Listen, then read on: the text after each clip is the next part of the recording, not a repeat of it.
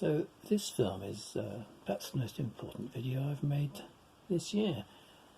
A teddy escape. We're going to portray this little scene with the idea of making it into a card. So I'm working this out by drawing it. This is a sketch in progress, but I'll take you back to the beginning of the process. And I'm using water-soluble crayons, Crayon Super Colours, which are great. You can use any good quality crayons to do this exercise. So let's take you back to the beginning.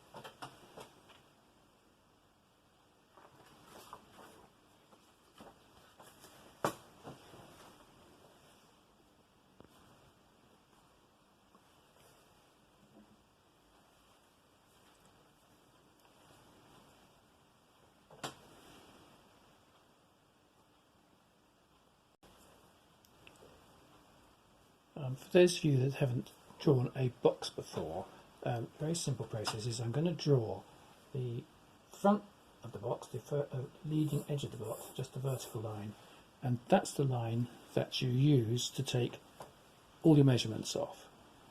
So the idea is that you gauge the width of the box that you see, so you can place the left hand side, the width of the box to the right. So I'm offset this box, I'm seeing more of the right side than the left side. And then once you've done that, a simple way to check your perspective is to gauge the height of the corners to each other. So the front corner is the nearest one to you, it's the lowest on your page.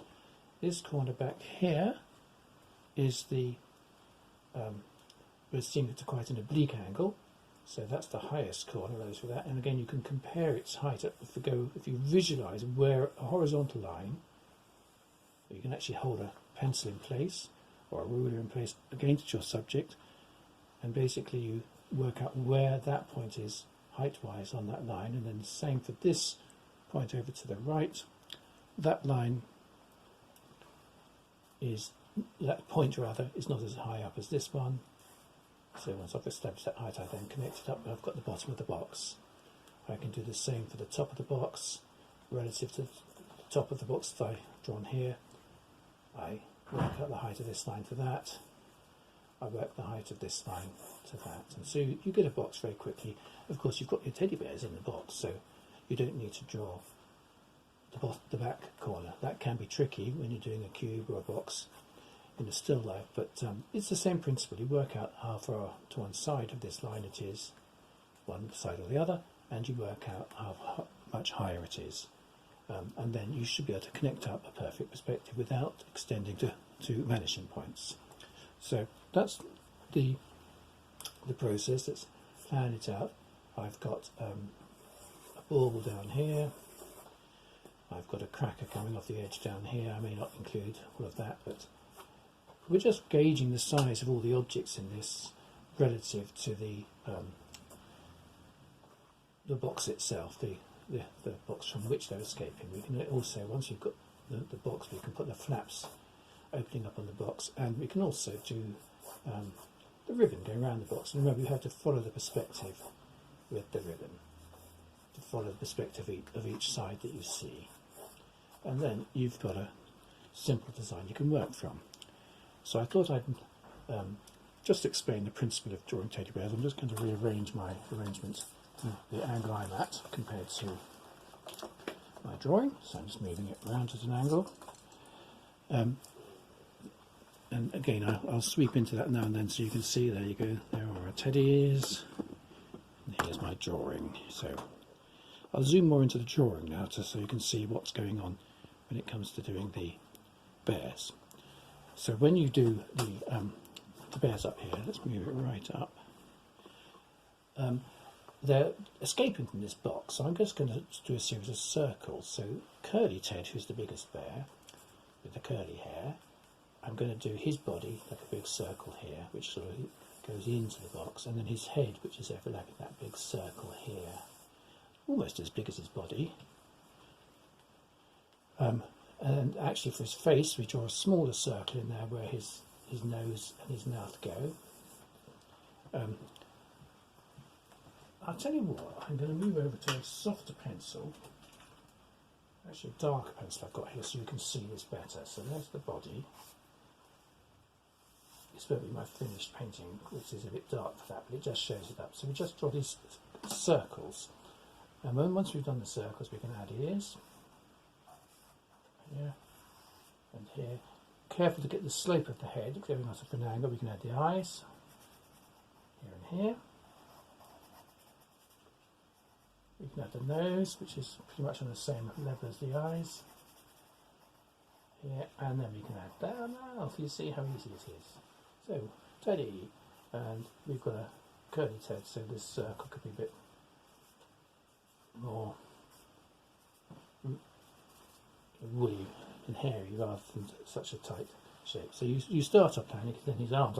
I've actually lifting his arm into the air because he's breaking free, so I'm just making it slightly different from his actual pose.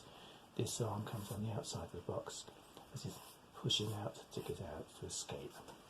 Okay, then little Ted is in here, so it's just a smaller circle for his body. I gauge the height of that relative to big Ted. You've got a circle again for his head here. Adding the ears. This is the same principle you can use for all animals. Actually, you can let's just zoom out a bit so you can see everything that's going on. You basically, the proportion of these circles will change, and you can do dogs, you can do rabbits, all sorts, using overlapping circles and oblong shapes. It's very simple to get proportions. So we've got this little Ted here, his arms coming up across to his friend here, his other arms coming down here. So you can see how, and then we do a smaller circle for his face. So again, his little different angles, his eyes are here. And again, if I was doing this straight into crayon, I would do this quite lightly, and I would then draw the features more carefully with the correct colours, but just so you can see the process. And he's got a seam through the top of his head there, and you can include his label or not, it's up to you. And you've got his bow tie. So just drawing the shapes here, and the same with this big Ted here. So we've got the bow tie, and this bow tie is a little bit seasonal red colour, but this is tartan, and it's up to you whether you include all of the pattern. You can always, of course, add props. If you've got bears, you can give them ties, you can give them hats, you can add details. The other thing I've got on this box is blue wrapping paper, but it's got quite a complicated, to show you more detail, let's just zoom in, got quite a complicated sort of Christmas tree pattern. So what I'm doing is I'm going to simplify that. So let's zoom out and show you a bit more of that before we move into colours. So here's the ribbon. Just going over the box so you can see my simple design. And we can draw this fairly loosely and freely as long as we keep our eye on the main perspective, and you've got the warble coming in here, and of course that's reflecting the colours of the box. Now, when it comes to the design of the box, what we can do is put a simpler design on it. So instead of Christmas trees, I'm going to do stars, and if you do stars, the other thing to remember is the stars have got to follow the perspective of the box.